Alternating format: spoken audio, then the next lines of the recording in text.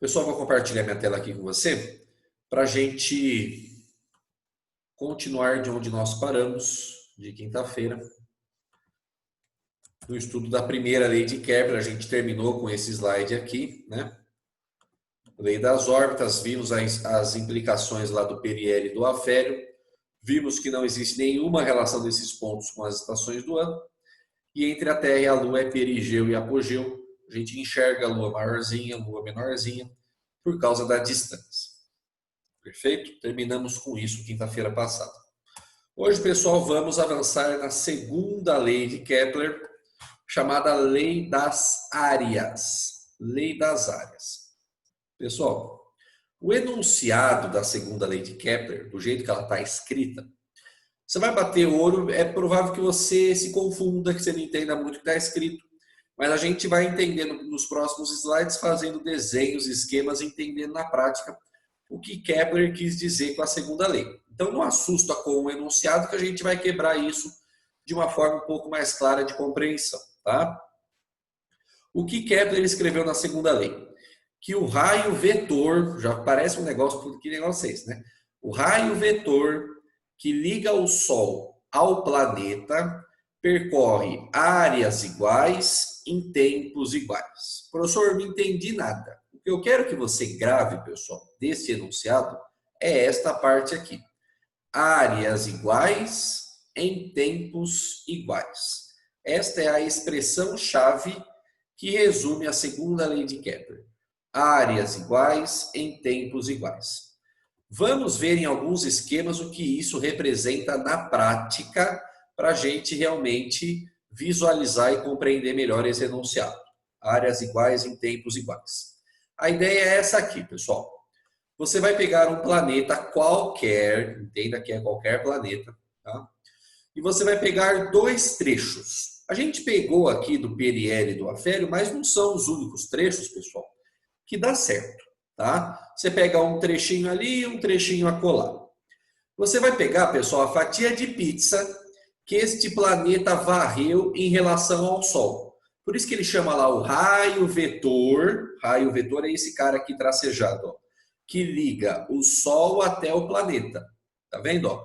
Primeiro trecho que o planeta se movimentou, varreu uma certa fatia de pizza. Esta área ele mediu como sendo A1, ok? O planeta foi no outro lugar da órbita, não precisa ser necessariamente no periélio e no afélio, tá? Aqui é só o esquema que ele escolheu, tá? Porque o periélio e o afélio vão ter implicações interessantes para a gente vai debater isso no outro slide, tá? Mas perceba, varreu uma certa região aqui, ligou para o Sol, voltou para o planeta, varreu uma outra área de pizza aqui, uma outra fatia de pizza, tá vendo? Esta área ele mediu como A2. Supondo que o tempo que o planeta demorou para percorrer este trajeto aqui, ele chamou de delta T1, e o tempo que o planeta demorou para percorrer esse trajeto delta T2. Qual é o enunciado da segunda lei de Kepler? Áreas iguais em tempos iguais.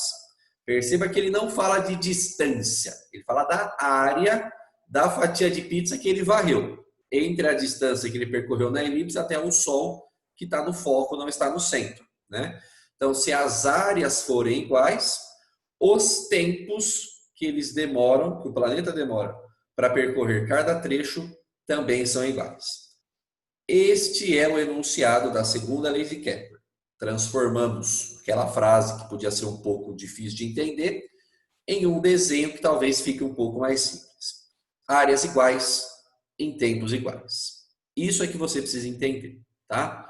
Como a aula está gravada, pessoal, e você tem os slides, você pode depois fazer os desenhos com calma, fazer bonitinho ali, pintar as áreas, etc. e tal. O que eu quero conversar com vocês são algumas consequências da segunda lei de Kepler. E estas consequências é que são cobradas em algumas questões por aí, tá? Se liga na ideia, pessoal. Falamos das áreas e falamos dos tempos. Agora vamos falar das distâncias que o planeta percorre em cada trecho, ok? Tem aqui o delta S1, é essa distância aqui na beirada da elipse que ele percorre, e o delta S2, essa distância na beirada da elipse que ele percorre aqui do outro lado. Pessoal, você há de concordar comigo, não é tão difícil de enxergar, né? Que o delta S1 é maior que o delta S2. É razoável isso para você? Dá para enxergar, né? Delta S1 é maior do que delta S2. Só que agora, pessoal, perceba, os tempos são iguais, porque as áreas são iguais, certo? É o enunciado da segunda lei. Então, se os tempos são iguais e o delta S1 é maior do que o delta S2, o que você conclui? A Terra, o planeta, tem que percorrer uma distância maior aqui pelo periélio, no mesmo tempo que ela percorre uma distância menor aqui no afélio. Como você acha que o planeta consegue percorrer uma distância maior no mesmo tempo que ele percorre uma distância menor? O que tem que acontecer com o planeta para isso acontecer, pessoal? Leonardo já mandou aqui. Tem a ver com a velocidade, pessoal. A velocidade que o planeta tem aqui nesse trecho tem que ser maior do que a velocidade que o planeta tem aqui no segundo. É razoável isso para você? Se o cara tem uma distância maior para percorrer, sei lá, vou chutar um valor aqui absurdo, né? 1.000 quilômetros. É muito mais do que isso, né? 1.000 quilômetros, tá lá. E aqui é o delta S1 é 1.000 quilômetros. E o delta S2 é 300 quilômetros. Só que em cada trecho ele demora, sei lá, um mês para percorrer, né? Então ele percorre 1.000 quilômetros em um mês, 300 quilômetros em um mês. Poxa, neste pedaço aqui, então ele tem que ter uma velocidade maior para compensar a distância maior que ele tem, percorrendo essa distância no mesmo tempo. Por isso, pessoal, que a gente fala que a velocidade nesse trecho 1 tem que ser realmente maior do que a velocidade nesse trecho 2. O que isso quer dizer, pessoal? Que a Terra ela não descreve um movimento uniforme. A Terra tem trechos de velocidade maior, e outro planeta também, né? Falando do nosso especificamente, a Terra tem trechos que ela descreve uma velocidade maior e a Terra tem trechos que ela descreve uma velocidade menor. E entenda, pessoal, que esta velocidade não é a velocidade de rotação, não é a velocidade de giro dela em relação ao próprio eixo. É a velocidade que ela tem em relação ao Sol. É a velocidade de translação do movimento ao redor do Sol. A Terra não descreve um movimento uniforme. Tem trecho que a Terra acelera e tem trecho que a Terra breca. Tá? E isso é uma implicação muito importante da segunda lei de Kepler. Tá? Perguntaram aqui se o periélio sempre vai ter maior velocidade. Sim, e a gente vai ver isso no outro slide de forma ainda mais assim explícita, falando destes pontos, periélio e afélio. Tá? Dá uma ligada aqui, ó. Continuo falando desse cara. É o mesmo desenho, área 1, área 2, delta S1 e delta S2. Tá? Por causa do trecho 1 ter uma velocidade maior em relação ao trecho 2, porque delta S1 é maior do que delta S2, você precisa guardar essa informação, pessoal. No ponto específico que é o periélio, que é o ponto que a Terra está mais perto do Sol, a velocidade do planeta, da Terra, seja qual for, a velocidade do planeta é a maior possível. No periélio, o planeta tem a velocidade máxima. No afélio, que é o ponto que o planeta está mais distante do Sol, o planeta tem a menor velocidade orbital possível, chamada velocidade mínima. Tá? Agora pense comigo, já dou uma olhadinha no chat quem me chamou.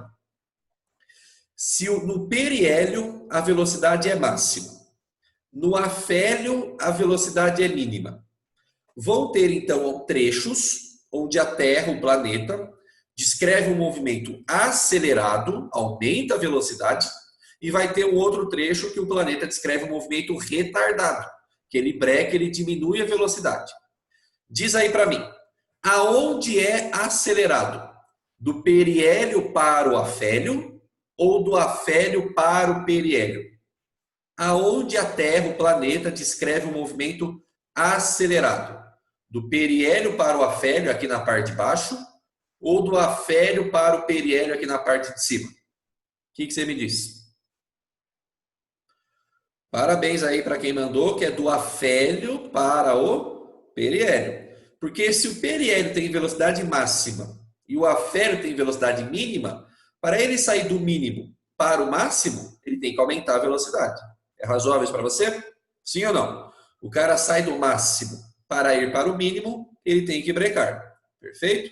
Por isso que entre o afélio e o periélio é um movimento acelerado e entre o periélio e o afélio é um movimento retardado. Mais uma mostra que a Terra e os planetas não descrevem um movimento uniforme, tá? No que diz respeito aos valores exatos, existe sim variação, mudança de velocidade, tanto para mais como para menos. Chegando ao ponto que no periélio a velocidade é a maior possível e no afélio a velocidade é a menor possível, tá? Deixa eu ver quem me chamou aqui antes. Pessoal, olha que pergunta fantástica do Arthur. Professor, se fosse uma órbita perfeita, no que diz respeito a um círculo perfeito, seria velocidade constante? Pessoal, o que vocês acham? Se as órbitas dos planetas fossem perfeitamente circulares, a velocidade deles seria constante? Sim ou não? O que você acha? Com certeza sim. Com certeza sim. Quanto mais aproximada a órbita elíptica é de um círculo, menos diferença existe entre a velocidade do periélio e a velocidade do afélio. Isso é verificável, tá? De forma a medir as velocidades dos planetas. Talvez na sua apostila tenha algumas tabelas que mostram esses valores. Então, pessoal, perceba como as coisas vão se encaixar e a gente vai trabalhar um pouco com isso na semana que vem. Nós vimos, falando especificamente, por exemplo, da Terra, mas dos outros planetas do Sistema Solar também. As órbitas aqui do Sistema Solar são pouquíssimo achatadas. A gente conversou sobre isso quinta-feira, né? A questão da excentricidade, né? Pega, por exemplo, no caso do planeta Terra, é 2% só. Então, é uma elipse, mas é quase um círculo. Então, o movimento é quase circular e é quase uniforme, certo? Não é exatamente um círculo, mas é muito perto de ser. Não tem exatamente a velocidade constante, mas está muito perto de ser. Pessoal, isso te lembra algum movimento que a gente estudou no decorrer desse ano? Movimento circular uniforme. A gente vai aplicar o movimento da Terra e dos outros planetas numa aproximação extremamente razoável para um MCU, movimento circular uniforme. A gente vai brincar com isso na semana que vem, tá? Tem a ver a questão da velocidade ser máxima ou mínima com a gravidade? Tem a ver sim, tá? Existe relação, e a gente vai ver isso na aula de quinta-feira. A força de gravitação de Newton, né? Depende do inverso do quadrado da distância, a gente vai conversar sobre isso, né? Quanto mais próximo, maior vai ser a força, maior vai ser o campo gravitacional. A gente vai estudar esses caras, tem relação sim, tá?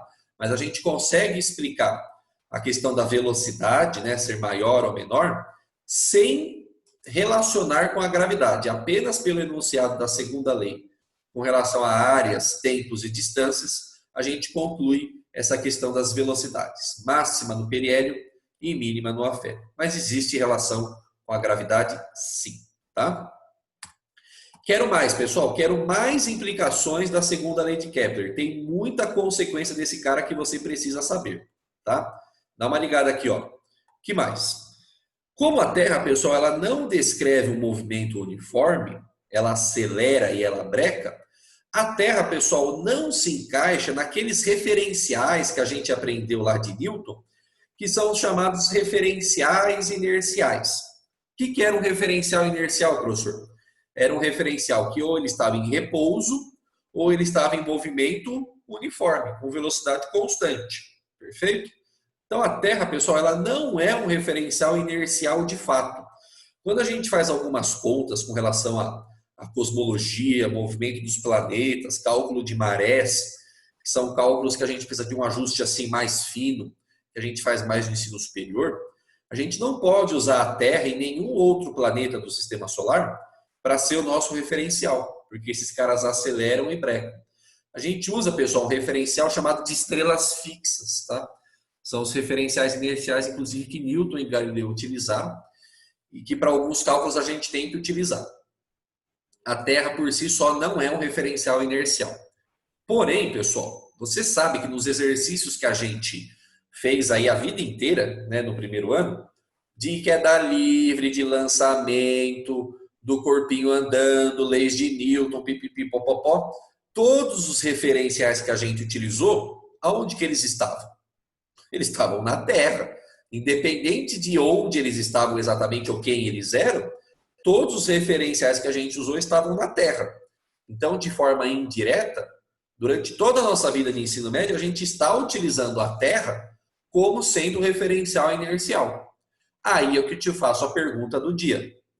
A Terra não é um referencial inercial. Por que a gente pode utilizar, ou por que a gente tem utilizado ela como um referencial inercial até agora? Quem consegue montar uma ideia? Porque se a gente tivesse, pessoal, no ensino presencial, eu com certeza colocaria essa questão na prova. Pode ter certeza, tá? E lógico que seria uma questão dissertativa, né? Eu queria ver a sua capacidade de argumentar. A Terra acelera, a Terra breca, a Terra não é um referencial inercial. Então, por que a gente utiliza ela como referencial inercial nos nossos exercícios? Quem consegue me montar uma ideia aí?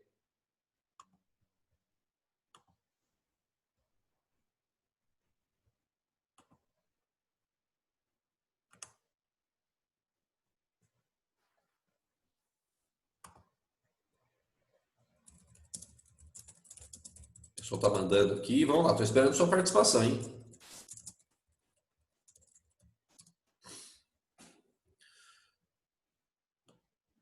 E aí? Você entendeu a pergunta? Eu vou fazer de novo. Por que a gente pode considerar a Terra, ou acaba utilizando a Terra como referencial inercial, mesmo ela não sendo? Ela acelera e ela breca durante a sua trajetória. O que a gente está utilizando para conseguir fazer essa conta? Pessoal, existem valores que eu acho que você não tinha obrigação de saber de cor, né, de forma alguma, mas a gente consegue medir, né, a velocidade que a Terra tem no periélio, a velocidade que a Terra tem no afélio, a velocidade máxima e a velocidade mínima. Estes valores, pessoal, e a gente acabou comentando isso meio que sem querer, né, porque a gente sabe, a Terra ela tem uma órbita pouco achatada, esse desenho aqui é um exagero, né? A órbita da Terra é quase um círculo. Então, se a órbita da Terra é quase um círculo, quer dizer que o movimento é quase uniforme. A velocidade da Terra é quase constante, tá? A mudança, pessoal, de velocidade que a Terra tem entre o periélio e o afélio está na casa ali de menos de 4% entre a velocidade máxima e a velocidade mínima. É pouca coisa. E tem um detalhe ainda mais. Esta variação de 4%, pessoal, ela não acontece em 2, 3, 5 segundos, que são tempos que a gente acaba estudando muito lá na dinâmica e na cinemática, não é assim? O corpinho cai lá em queda livre e demorou quanto tempo? 4 segundos. Né? São tempos muito rápidos que a gente acaba estudando na cinemática e na dinâmica.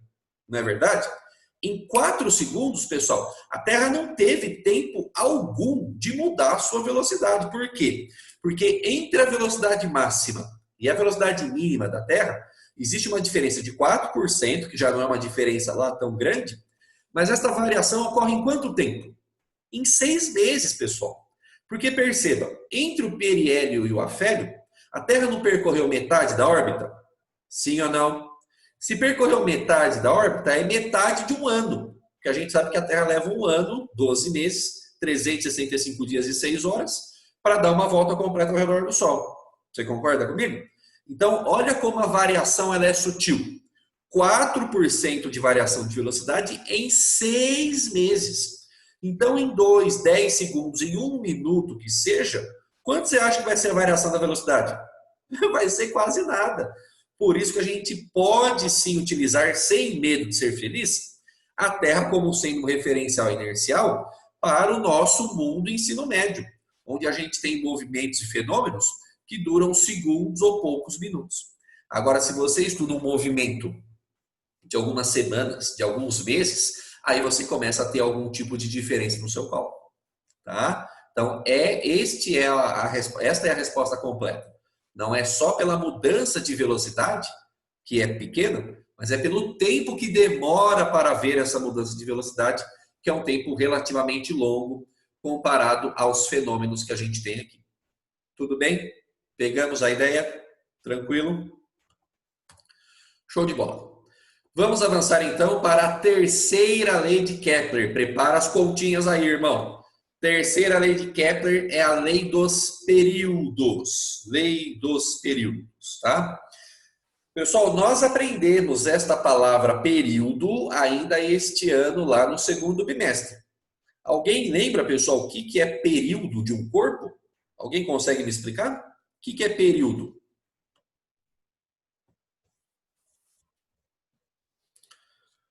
Bora, galera, o que é período? Não pode esquecer, tem umas coisas que não pode mais esquecer na vida, gente. O que é período que a gente aprendeu lá no movimento circular?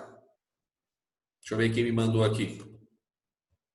Isso, obrigado, Arthur, Gabi, show de bola. É o tempo que o corpo demora para dar uma volta completa. O tempo que o corpo leva para realizar um ciclo completo, tá? Então, no que diz respeito à Terra, o que é período? É o tempo que a Terra leva para dar uma volta completa ao redor do Sol, né?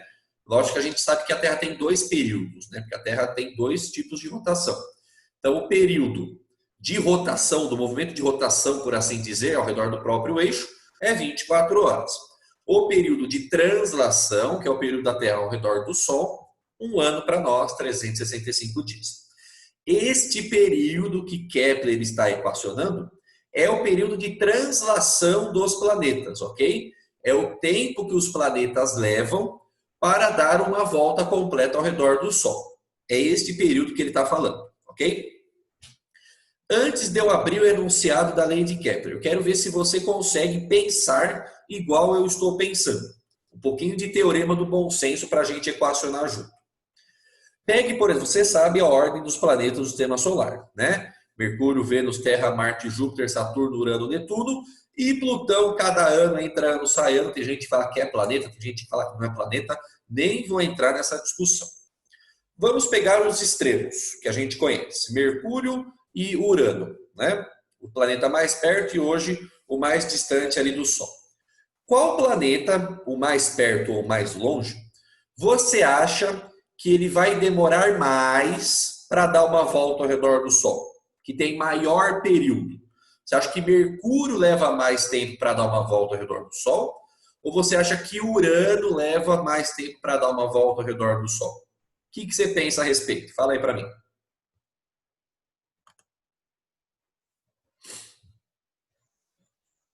Já tenho respostas diferentes, tem gente que acha que é o mais perto, tem gente que acha que é o mais longe.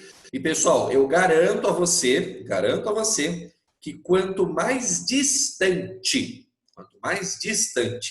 estiver o planeta do Sol, mais tempo ele leva para dar uma volta ao redor do Sol.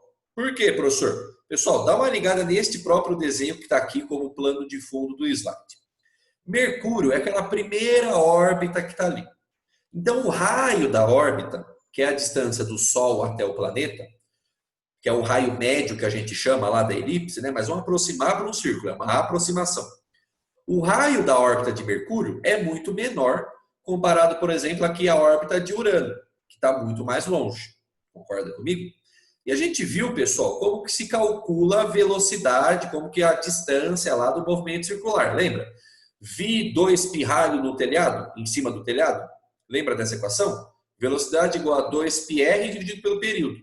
Então, quanto maior o raio, quanto maior a distância ali entre o planeta e o Sol, maior vai ser o período. Por quê? Porque ele tem uma distância maior para percorrer em toda essa órbita. Ele está mais distante do Sol.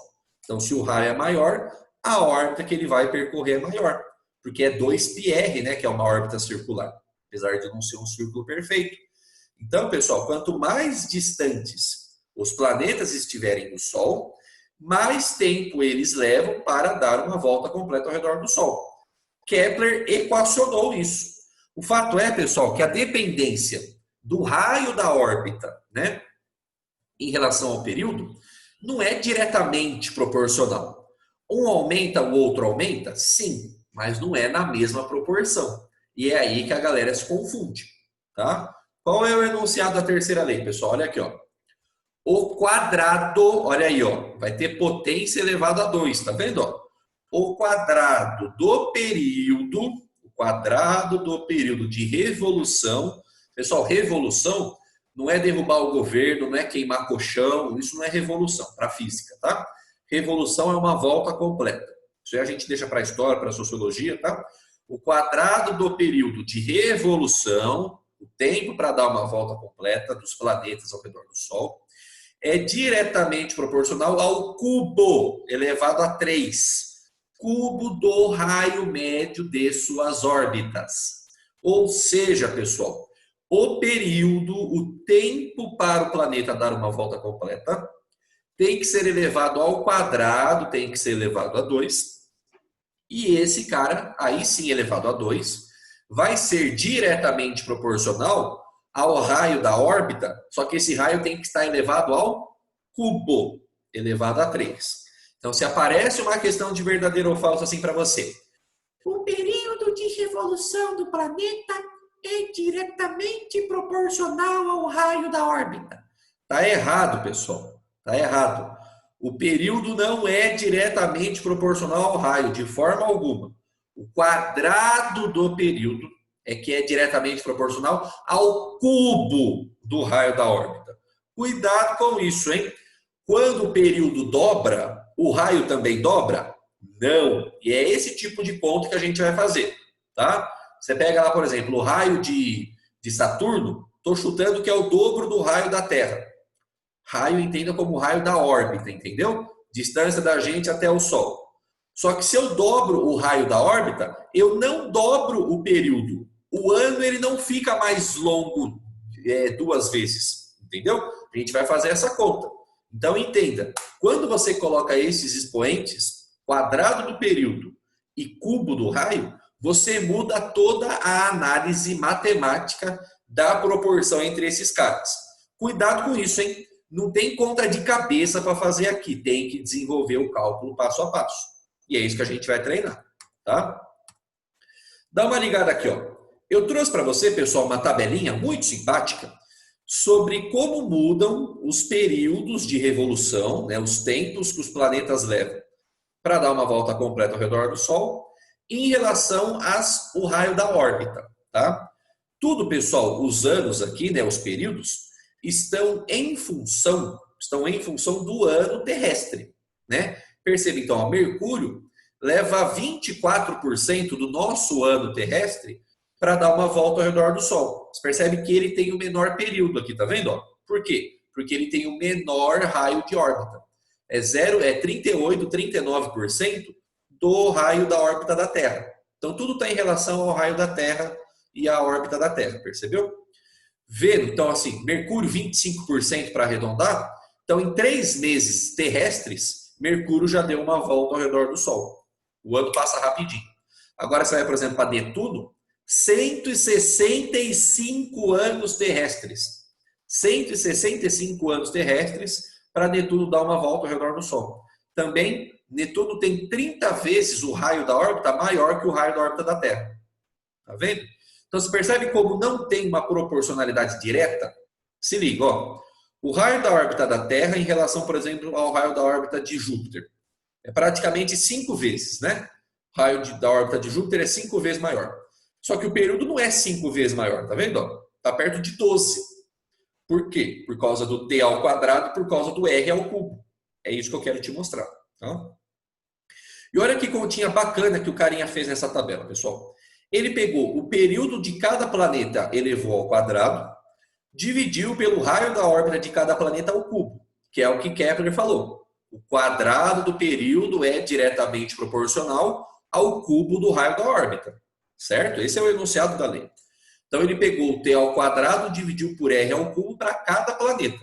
E olha, pessoal, cada planeta tem o seu período, cada planeta tem o seu raio. Certo? São bem diferentes. Mas na hora que ele fez essa conta, t quadrado sobre r ao cubo de cada planeta e dividiu, olha quão próximos dão esses valores, pessoal. Olha que bonito. Mercúrio, está tudo muito perto de 1, tá vendo? 1,002, 1,000 para Vênus, 1,000 para a Terra e para Urano. 999 para Marte, 997 para Júpiter, 996 para Saturno, 993 para Netuno. O que isso quer dizer, pessoal? Que realmente, quando você mede, isso porque Kepler não tinha condições de ter essas medidas exatas, né? Apesar de já ter bons indicativos. Mas T quadrado sobre R ao cubo de cada planeta é praticamente igual. E é isso que a gente usa para comparar período de um planeta com o período do outro, raio de um planeta, raio da órbita de um planeta com o raio da órbita do outro planeta. Cada um tem valores individuais diferentes. Mas na hora que você faz a conta, T quadrado sobre R ao cubo dá praticamente o mesmo valor. E é isso que Kepler escreveu. O quadrado do período de revolução dos planetas é diretamente proporcional, ou seja, uma constante do raio cubo, do raio médio ao cubo da órbita dos planetas. T quadrado sobre R ao cubo é uma constante. Este é o enunciado matemático da segunda lei de Kepler, da terceira lei de Kepler, perdão. Agora, a gente não vai resolver, pessoal, exercícios, a gente vai terminar a aula de hoje fazendo o exercício, escrevendo desta forma, entendeu? T quadrado sobre R ao cubo é constante, tá certo? Tá certo. Como é constante, a gente pode escrever que T quadrado sobre R ao cubo do primeiro planeta vai ser igual ao T quadrado sobre R ao cubo do segundo planeta. Você concorda comigo? É exatamente o que está fazendo aqui na tabela. T quadrado sobre R ao cubo de Mercúrio é igual a T quadrado sobre R ao cubo da Terra, que é igual a T quadrado sobre R ao cubo de Júpiter, etc. Então, não importa qual é o planeta. Se você compara dois planetas, T quadrado sobre R ao cubo de um é igual ao T quadrado sobre R ao cubo do outro. Então, a gente pode escrever a terceira lei de Kepler desta forma. Período do planeta A ao quadrado, dividido pelo raio da órbita do planeta A ao cubo, vai ser igual ao período do planeta B ao quadrado, dividido pelo raio da órbita do planeta B ao cubo. Esta forma já é uma forma mais útil da gente escrever a terceira lei de Kepler para resolver exercício. Essa aqui é medalha de prata para você utilizar. Essa primeira aqui é medalha de bronze, a gente quase nunca vai utilizar. Agora, a medalha de ouro, pessoal, que é a que a gente mais vai utilizar de como escrever a terceira lei de Kepler para resolver exercício é essa aqui, ó. E entenda, pessoal, que é tudo a mesma coisa. É a mesma lei que eu só rearranjei a escrita. O que eu fiz? Eu peguei o período do planeta B, que estava multiplicando, passei aqui para baixo dividindo. Mas eu peguei o raio do planeta A, que estava ao cubo dividindo, passei para cima multiplicando. Aí eu fiquei do lado esquerdo só os períodos, percebeu? E do lado direito eu fiquei só os raios. Como do lado esquerdo estava todo mundo elevado ao quadrado, os dois períodos elevados ao quadrado, eu coloquei eles dentro de um parentão e coloquei o quadrado para o lado de fora. Como do lado direito os dois raios das órbitas estavam elevados ao cubo, eu coloquei eles num parentão e coloquei todo mundo elevado ao cubo. Percebeu? Então vai ser desta forma aqui, pessoal, que a grande maioria dos exercícios de terceira lei de Kepler serão resolvidos. A relação entre os períodos de um e de outro ao quadrado é igual à relação entre os raios da órbita de um e de outro ao cubo. As contas, pessoal, não são difíceis. Acredita em mim. Por quê? Porque são pouquíssimos exercícios, pessoal, que vão dar esses valores aqui para você, entendeu? Vai colocar lá o ano, o período de revolução lá de Saturno, 29,6. Não. Ele vai dar para você uma relação já mais próxima, entendeu? Ele não vai perguntar exatamente quanto que vale o ano de um. Ele vai perguntar quantas vezes o ano de um é maior do que o ano de outro. Né? Entenda ano como sendo o período de revolução. Né? Quantas vezes o raio da órbita de um é maior do que o raio da órbita do outro. Então, às vezes, valores exatos, no sentido do valor preciso de quanto vale o período, de quanto vale o raio, não vão aparecer em exercícios desse tipo. São poucos que cobram. O que é mais cobrado é a relação. Quantas vezes o período de um é maior do que o outro, ou quantas vezes o raio de um é maior do que o outro. Por isso que esta terceira forma aqui de escrever, ela é mais útil para a gente brincar com o exercício. E eu vou mostrar para você um exercício resolvido, como exemplo, que ele vai te ajudar a resolver alguns exercícios que eu selecionei para você treinar como tarefa, especialmente o exercício número 15 da página 19, que foi o exercício que eu selecionei para você fazer. Segue esse exemplo, entende o que eu estou falando, para você conseguir resolver o passo a passo. Tá bom? Para terminar a aula, vamos lá. O raio médio da órbita de Marte em torno do Sol é aproximadamente 4 vezes maior do que o raio médio da órbita de Mercúrio em torno do Sol. Percebeu o que eu te falei? Ele não deu para você. O raio médio da órbita de Marte é tantos quilômetros. O raio médio da órbita de Mercúrio é tantos quilômetros. Não. Ele deu quantas vezes um é maior do que o outro. Percebeu? O raio médio da órbita de Marte, como ele está mais longe do Sol, vai ser maior, obviamente, né? 4 vezes maior que o raio médio da órbita de Mercúrio. E mais uma vez, olha a pergunta. Ele não perguntou quanto vale o período de Mercúrio ou o período de Marte. Ele não perguntou isso. Ele perguntou a relação. Ele perguntou a razão. Quantas vezes o período de Marte vai ser maior do que o período de Mercúrio? Determine a razão entre os períodos de revolução de Marte e de Mercúrio. Exercício clássico, sempre aparece desse jeito, tá? Eu vou resolver aqui o passo a passo, entendo o que está acontecendo, pergunto se ele entendeu alguma coisa, porque esse cara é o caminho das pedras para você conseguir resolver exercício sozinho de terceira lei de Kepler, tá bom? Como que a gente resolve exercício desse tipo, pessoal? Você faz uma caixinha, faz uma tabelinha, para anotar, ou anota em linha reta também, como você quiser, né? Mas o importante é você organizar quem é período do primeiro planeta, quem é período do segundo planeta. Quem é raio do primeiro planeta, quem é raio do segundo planeta, raio da órbita, raio médio da órbita. Para você, na hora de você substituir, na terceira lei de Kepler, você não misturar as passarocas, entendeu, velho? Então faz com cuidado, equaciona quem é quem, para você não se perder. Então olha o que eu fiz aqui, ó. Marte. Marte vai ser o meu planeta A. Pessoal, tanto faz quem é planeta A e quem é planeta B. Perfeito? Eu coloquei Marte como sendo o planeta A. O raio da órbita do planeta A, que é Marte, o enunciado fala, vou voltar aqui, ó, é aproximadamente 4 vezes maior do que o raio de Mercúrio. Então é isso que eu estou escrevendo. Se o raio do Mercúrio for um chamado RB, o raio de Marte vai ser 4 vezes esse raio.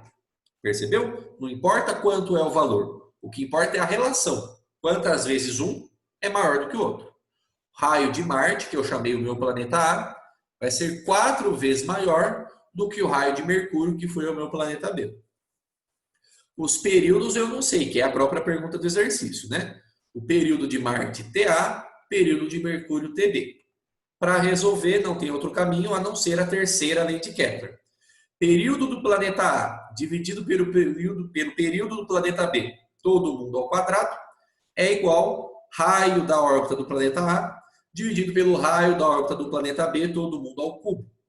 E agora eu vou substituir o que o enunciado me deu.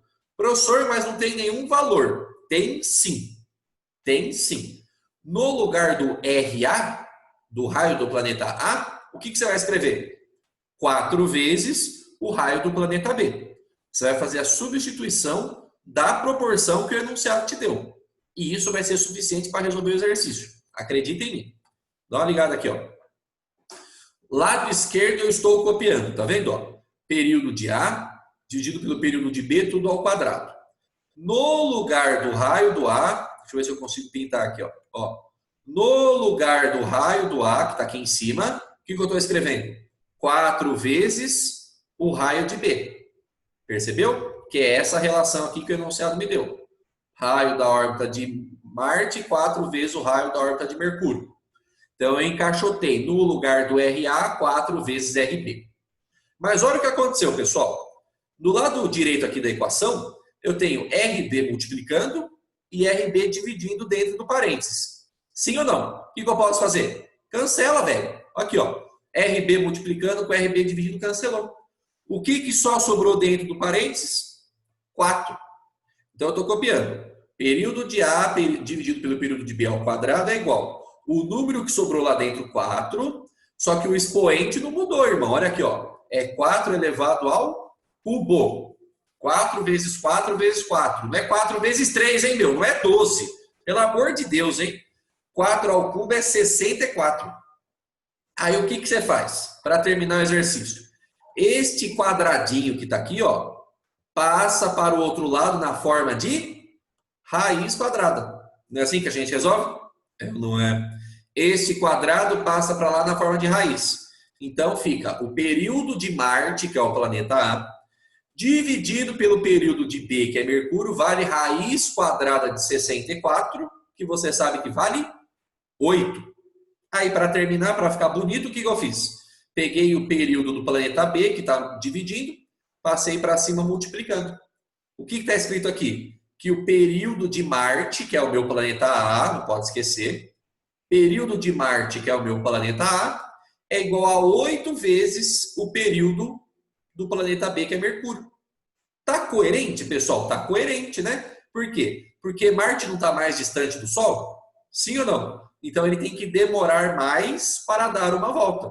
Por isso que o período dele é maior do que o período de Mercúrio. E no caso, 8 vezes. Então perceba, pessoal, que a proporção do quadrado e do cubo tem que ser levada em consideração na hora dos cálculos. O raio aumentou 4 vezes, mas o período aumentou 8. Professor, sempre vai ser o dobro? Não! Tem nada a ver com dobro, hein? É t ao quadrado e r ao cubo. Então, cada valor vai ter uma relação específica. Olha a tabelinha do outro slide. Só para você ter noção, para ver como é parecido. Ó. Raio de Mercúrio com raio de Marte, eu aproximei para 4 vezes, né? O raio, né? Não, o raio é que eu aproximei para 4, né? Olha aqui, ó. 0,387 vezes 4. Eu estou sem meu celular aqui. Alguém pode fazer essa continha? 0,387 vezes 4, que foi a proporção que eu coloquei lá na questão. Quanto que dá esse valor aí, pessoal? Quem faz essa continha para mim, só para a gente terminar? 0,387 vezes 4. Quanto dá?